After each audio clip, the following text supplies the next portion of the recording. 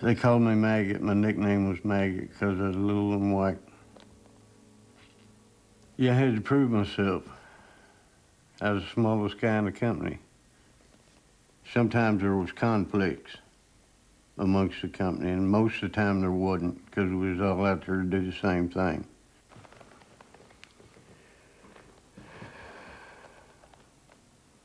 The real reason they don't want to hear the stories is because most of them's too gross. They think too gross, you know. I don't want to hear that, you know. It bothers them. They might have a dream about it. Every kill you made seemed like it made you feel a little better. In other words, there was a place that it sort of cheered you up to a certain extent. I mean, you didn't jump up and down or, you know, with joy and all this, but it was a place in your heart that it just made you feel good. Could you compare it to anything? Sex.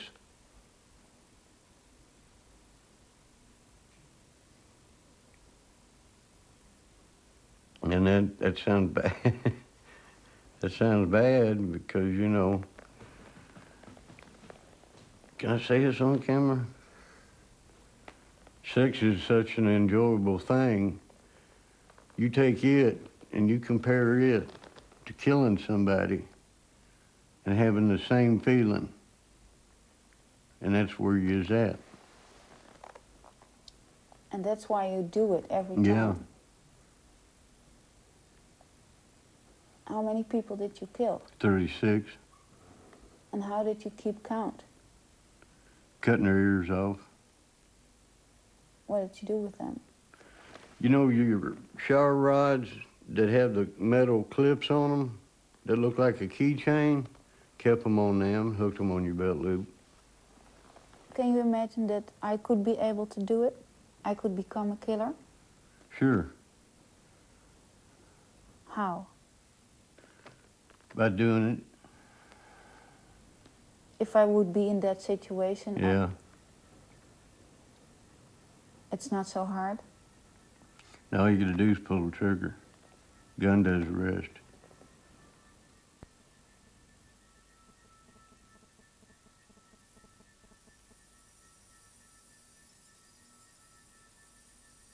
I saw sometimes that when you kill people, you put playing cards on them. Yeah, Why? ace of spades.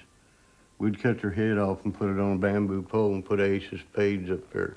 9 chances out of 10 when you'd done that, the goose wouldn't come back to that area. It was something religious. But it wouldn't come back to that area. Oh, well, everybody's heard about the bird. The bird, bird, bird. The bird's a winner, well, a bird, bird, bird. The bird is a winner, well, a bird, bird, bird. Well, the bird is a winner, well, a bird, bird, bird. The bird is a winner, well, a bird, bird, bird. Well, the bird is a winner, well, a bird, bird. The bird is a winner, well, a bird, bird, bird. The bird is a winner, well, a bird, bird, bird. Well, the bird is a winner, well, a bird, bird. The bird is a winner, well, don't you know about the bird? Well, everybody knows that the bird is a winner, well, a bird. After a while, after about a month of seeing combat, it became natural. You know, it was a natural thing to do. I had a sergeant tell me when I first come over here, they call you a green seed.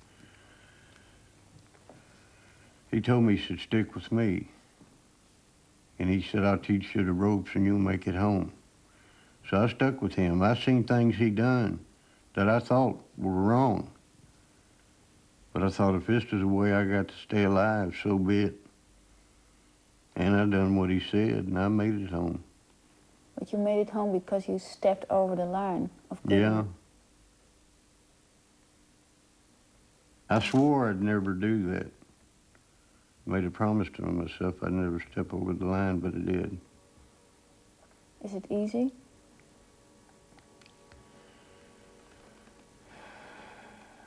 Yes and no. It comes very natural. It's just a little step further, you know, just a hair, you know?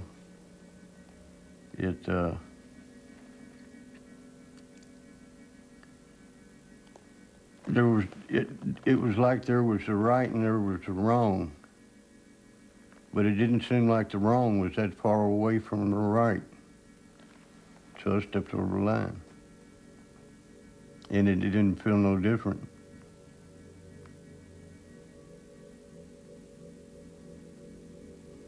I've often wondered if I'd go to hell.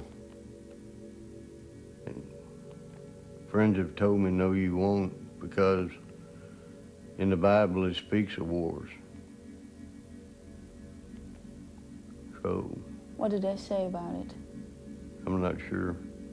That it's all right? In the times of war, you won't go to hell. But I think for some of the cruel things I've done, that a